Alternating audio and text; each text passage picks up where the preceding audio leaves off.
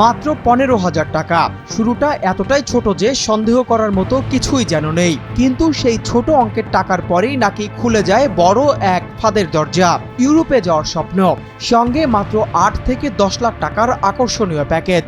আর এই স্বপ্নকেই পুঁজি করে একটি পরিবারের বিরুদ্ধে উঠেছে মানুষের কাছ থেকে বিপুল পরিমাণ অর্থ হাতিয়ে নেওয়ার গুরুতর অভিযোগ।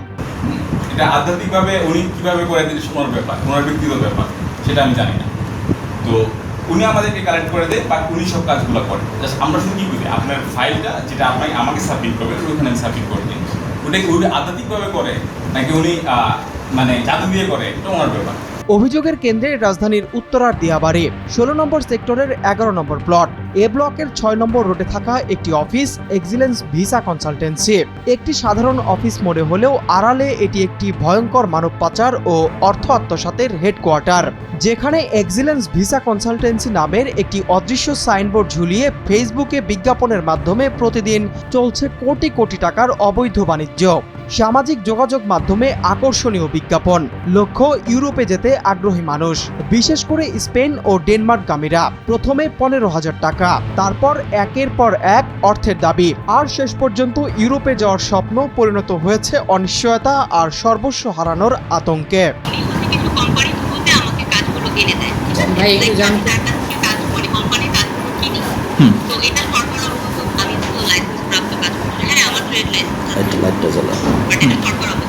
তিনশো মানুষকে স্পেনে পাঠানোর দাবি করা এই ডার্ক এজেন্সির আসল নেপথ্য কারিগর প্রেয়সী চৌধুরী, আন্ডারগ্রাউন্ডে যার পরিচিতি মাহি চৌধুরী নামে। অনুসন্ধানী দল যখন এই অপরাধের ডেরায় হানা দেয়, তখন সাংবাদিকদের আসল পরিচয় পেয়েই বদলে যায় অফিসের ডিরেক্টর ম্যানেজার শুভর অপরাধী আচরণ। বাংলাদেশ অনুযায়ী বৈধ হবে আসলে এটা তো আমি ওইভাবে জানি না, তবে আপনার যদি আরো কথা থাকে সেক্ষেত্রে আপনি আমাদের যোগাযোগ করতে পারেন। ইউরোপে লোক পাঠানোর কোনো বৈধ লাইসেন্স দেখাতে না পেরে মুঠোফোনে মূল হোতা মাহি চৌধুরীর অবলীলায় শিকার। আইন অমান্য করে দেশজুড়ে চলা এই অবৈধ ব্যবসার অংশীদার তিনিও।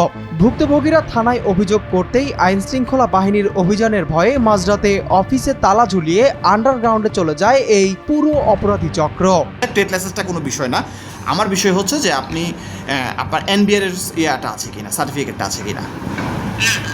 হ্যাঁ, আমার ওটাই লাগবে, কারণ ট্রেড লাইসেন্স আপনি করতে পারেন, এটা অনলাইনে করা যায়, এটা আমার কোনো বিষয় না। ইউরোপে যাওয়ার স্বপ্ন কোনো সাধারণ স্বপ্ন নয়। একটি পরিবারের বছরের পর বছর সঞ্চয়, জমি বিক্রির টাকা কিংবা ধার করা অর্থ, সবকিছু ঢেলে দেওয়া হয় এই স্বপ্নের পেছনে।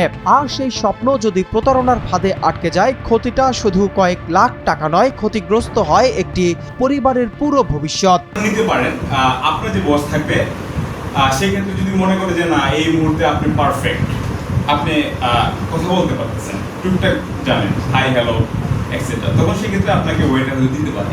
কিন্তু আমি আপনাকে টোটালি লেবার ক্যাটাগরি দিতে পারবো, যেখানে আসলে কারোর সাথে কথা বলতে হবে না, কারোর কিছু করতে হবে না, যা শুধু আপনি অফিসে যাবেন, এন্ড অফিস শেষ করবেন। রাজধানীর অলিগলিতে এমন কত ভিসা কনসালটেন্সি আছে যারা কাগজে বৈধ, কিন্তু তাদের প্রতিশ্রুতির বাস্তবতা কতটা বৈধ সেটি এখন বড় প্রশ্ন।